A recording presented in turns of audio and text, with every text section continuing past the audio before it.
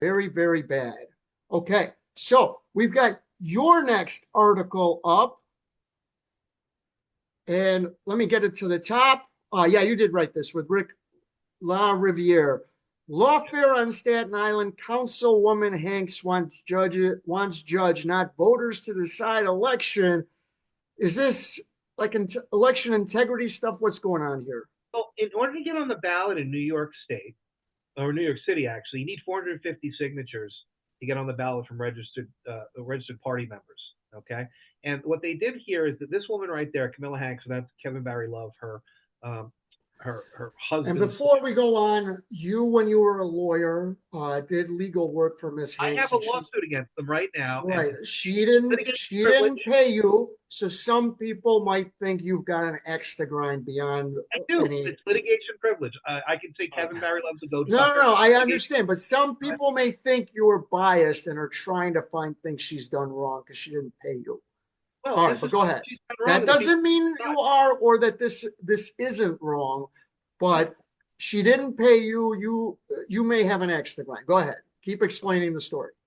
Yeah, so he's a political goat fucker, Kevin Barry Love, Right. and what they're trying to do is they're trying to screw the pooch on the process by Mhm. allowing the DA to put his finger on the scale. The DA is Mike McMahon. He's another dirtbag, and so what they're doing is they're taking a woman, trying to get her off the ballot. It looks like they may have succeeded legally in throwing the NYPD and law enforcement backed candidate off the ballot. She submitted Jozette Carter 800 signatures, and they got her legally below the 450 a vote mark by getting people who are homeless and saying that their signatures don't count because they're homeless, and Mhm. really just underhanded, dirty type trick. They're having a judge decide the election and not the voters.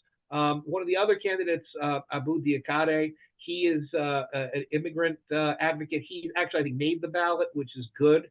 Mhm. But it's a developing story in the sense that you have a sitting district attorney who is condoning lawfare in New York to try to do political manipulation. And if he succeeded in doing this, he's the DA. He's going against the candidate, Josette Carter Williams, who is the widow of a slain New York Police Department officer, Gerard Carter, who died. He was murdered in the Stapleton Projects in 1998, on duty cop, murdered by a crazy a guy named Shatik Williams, a gang member, and Hanks's people are advocating for the parole and release of the cop killer, and you Mhm. have the district attorney supporting the people that are asking for the release of the cop killer. This could be the Mhm. end of McMahon's career. It could be the end of Camilla Hanks's career. What they did, and you see that that's the election commissioner. That's Camilla Hanks's asshole buddy, Michelle Soleo. She's the commissioner for the Board of Elections. She was Mhm. there and she was overseeing the petition and Josette Carter getting thrown off. Also, Otis is the husband of Selena Gray. So Otis Gray works at the Board of Elections. He actually Mhm. worked on the petition itself that went down from All about right. 800. Now let me interrupt you. You call it. How'd you call it? You make it akin to Tammany Hall, the notorious political machine that Right. once ran New York. Why do you say this is akin to Tammany Hall? Because Paul Casale, who's the campaign manager for Camilla Hanks, was heard saying, if she gets on the ballot, meaning Josette Carter, we lose the election. And Mhm. so they needed at all costs to have a judicial decision to take this Mhm. person off the ballot. And they found a way to do it. Now, I think that, I don't know for sure, I don't know if a ruling's come down yet, but I expect the ruling to throw her off the ballot, unless by some miracle it doesn't. But it may have to go to the appellate courts to have her restored, or she may run an independent line. But the fact is that it's a disgrace that the Democratic Party, who claimed about this, that, and the other thing about Ballot access. ballot access, about everybody can vote, about it's a real litmus test on the party, whether it's about hard work In or in it's the about city of cheating. Chicago, they do these tricks all the time. If you run against a an incumbent alderman, you will bet for sure they're going to scrutinize every signature you made and file ballot challenges and take that all the way through court.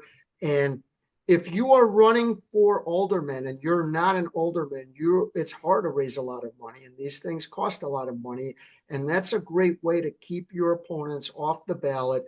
And so this is not something that's just happening in New York. It happens in any city where there's a machine. And In obviously most there's a cities, the machines Democratic. are blue cities. That's the problem. Right. That's the problem. So I'm also announcing here, Mike, related to this article and related to my lawsuit only, that Mhm. I am launching a Facebook page called "Don't Rank Hanks." Mhm. I don't want it for entertainment purposes only. I'm not Mhm. trying to interfere in any elections, and I'm not telling anybody who to vote for.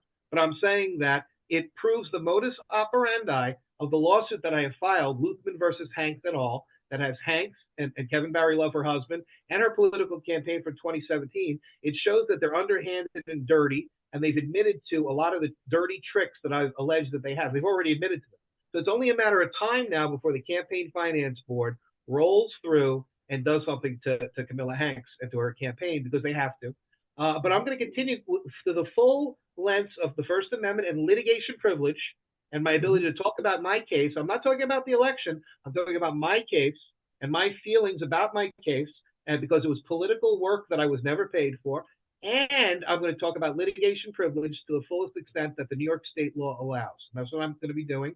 And there's Mhm. going to be other probably pages that are going to they're going to come up that say don't rank Hanks. And if the woman does not get ranked, so people go in and vote 1, 2, 3 for 3 other candidates and don't rank her, she will lose the election, the primary, the Democratic primary.